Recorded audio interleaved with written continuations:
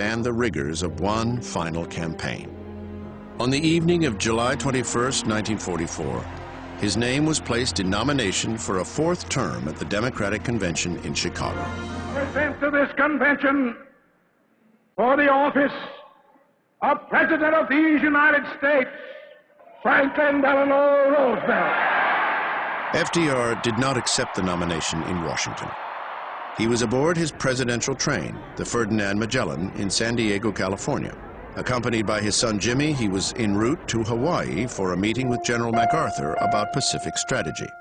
As he prepared to give his acceptance speech, his whole body suddenly contorted in pain. He suddenly turns to Jim and he said, "My God, I have terrible pains. I don't know if I can go through this." And he said, "Stretch me out on the floor, loosen everything," you know. He was pale. For 10 minutes, Jimmy could watch his father in terrible pain, thinking he's never going to be able to get up and get out of this. And then after a few minutes, he said, "All right, now, let's get together. We have this broadcast to do." And he gave the broadcast. I have already indicated to you why I accept the nomination which you have offered me, in spite of my desire to retire to quiet, a private life.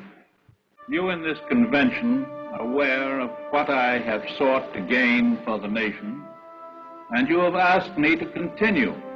But the Democratic Party bosses didn't want the Vice President Henry Wallace to continue.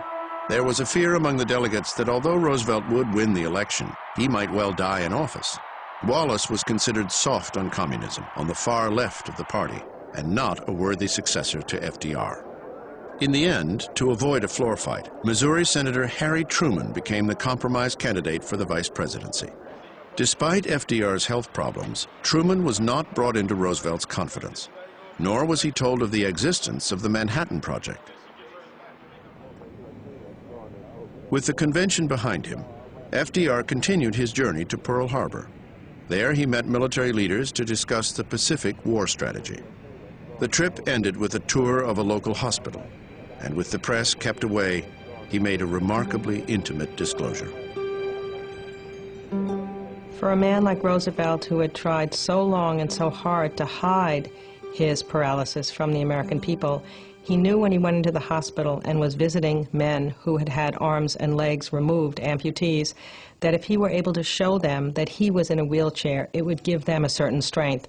Perhaps the reason why he didn't show himself so easily to other people was that he was afraid that if they saw this battle he was fighting with himself, that they would not feel that he was as strong a leader as he truly was, that too much of his energy was going to fighting this battle.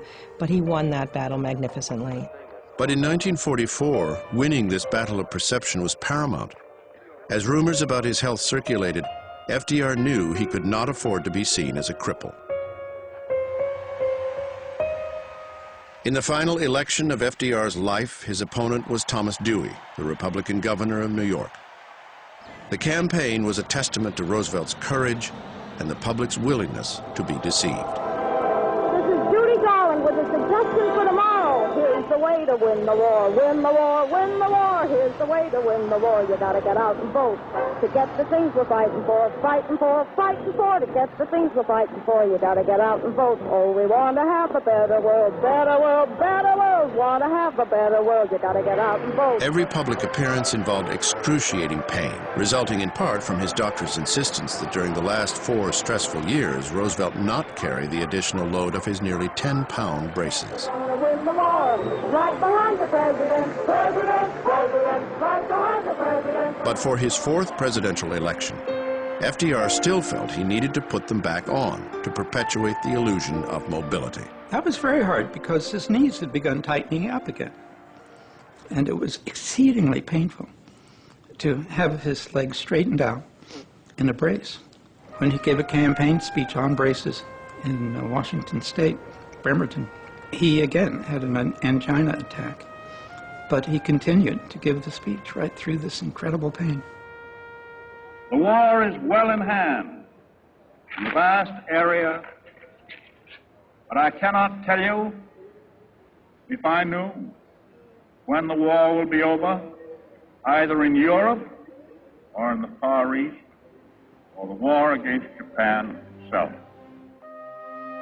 As he had so many times before, Roosevelt became invigorated by the campaign. And when, in late October, his Republican opponent suggested he was an invalid confined to the White House, he undertook a tour of all 5 New York boroughs, a journey he refused to cancel even when it coincided with an offshore hurricane. There were millions of people who turned out for him. And he was thoroughly soaked.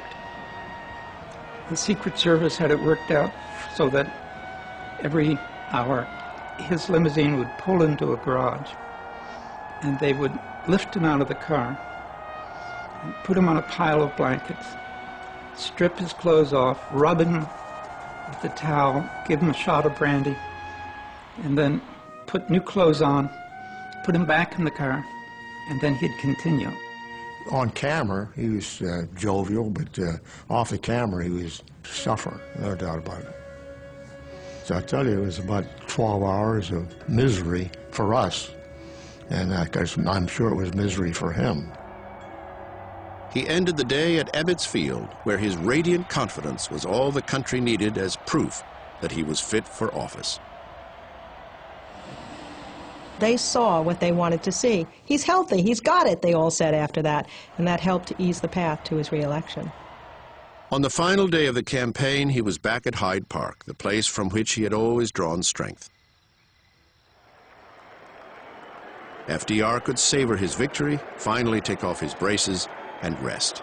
But with 53% of the popular vote, it was his smallest margin of victory since he first won the presidency. Nevertheless, he had again convinced Americans that he was up to the job. But that didn't make it true. November 23rd, 1944. The president has lost 10 pounds in the last 2 to 3 months and is, I think, rather worried about it.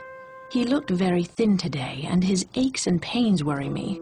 But what can I do? But FDR's confidant, Daisy Suckley, wasn't prepared to accept the inevitability of his decline. From Wilderstein, her home along the Hudson, 10 miles north of Hyde Park, she contacted Harry Sitaro, or Mr. Lenny as he was known. He had once been a professional boxer and cornerman for Joe Louis, but in later life he claimed to have found magical healing powers through intensive massage. Daisy not only told the president about him, but actually arranged secretly to have this massage therapist turn up at her home, Wilderstein, when the president happened to be visiting, and allowed him to massage his legs and feet. December 27th, 1944. As soon as the Secret Service had gone out, Lenny got to work on the president's legs, right over his trousers and while he sat with his feet on the floor. After a while, he got the president to lie down on the sofa and took off his shoes and stockings, began to work on the feet. Suddenly, he looked up at the president with a smile and said, "President, you're going to walk." I am full of hope for him, through the hands of Lenny, who says he is just a tool of God. The amazing thing is that Roosevelt seems really to have believed that maybe finally he'd found someone who could actually help him get back on his feet again. Now, this is a man who's dying. He is not going to get back on his feet again, but he suddenly locked his optimism on this fellow named Lenny, a sort of semi-literate, untrained mystery man. For almost 25 years, Roosevelt had never given up the hope that someday he would walk again. But there would be no miracles, no improvement that lasted beyond a fleeting rush of adrenaline. I remember my mother told me a very interesting story of Pa asking her to come to his bedroom at a particular time because Daisy Suckley had persuaded him to see a man, Mr. Lenny, I think his name was, that his hands were miraculous and so forth, and that my mother just commented, "Well, another one, but Pa will not give up."